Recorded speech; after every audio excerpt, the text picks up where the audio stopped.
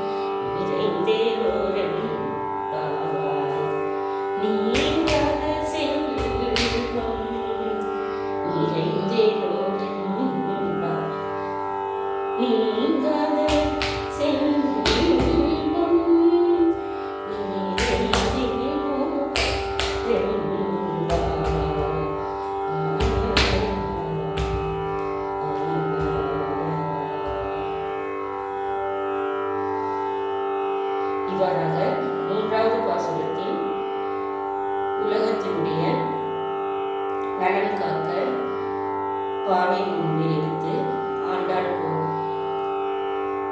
மற்றவர்களையும் அழைத்து எவ்வாறெல்லாம் நமக்காக பெருமான் அவதாரம் எடுத்து உயிர்களை காத்துக் கொண்டிருக்கின்றார். நீங்கள் இன்னும் உறங்கிக் கொண்டிருக்கின்றீர்களே, பாருங்கள் என்று அழைத்து அனைவரையும் அழைத்து பாவை முன்பை நோக்க தோழிகளை அழைத்து செல்கிறார். அவ்வளம் செய்யும் பொழுது மும்மாறி பெய்கின்றது. காலம் தப்பாமல் லோகசேமத்திற்காக மழை 3 காலத்திலும் பெய்கிறது. மற்றும் நெற்பயிர்கள் அழகாக செம்மையாக ஒரு 6 அடி உயரத்திற்கு தளதளவென்று செம்மையாக வளர்கின்ற காட்சியில் மற்றும் உயிரினங்கள் நீர்வாழ் உயிரினங்கள் அனைத்தும் செம்மையாக உயிர் வாழ்கின்றன. பசுக்கள் வள்ளல் குடம் நிறைந்து வழிந்து பால் தரக்கூடிய அளவிற்கு உயிரினங்கள் அனைத்தும் செம்மையாகவும் தெய்வீகமாகவும் நாடு சிறப்பாகவும் செழித்தோங்கியும் வளர்கின்றதை இந்த வாசகத்தில் விளக்குகின்றார் கோதை ஆண்டாள். ஸ்ரீ ஆண்டாள் திருப்பிலே சரணம். ஸ்ரீ மகாலட்சுமி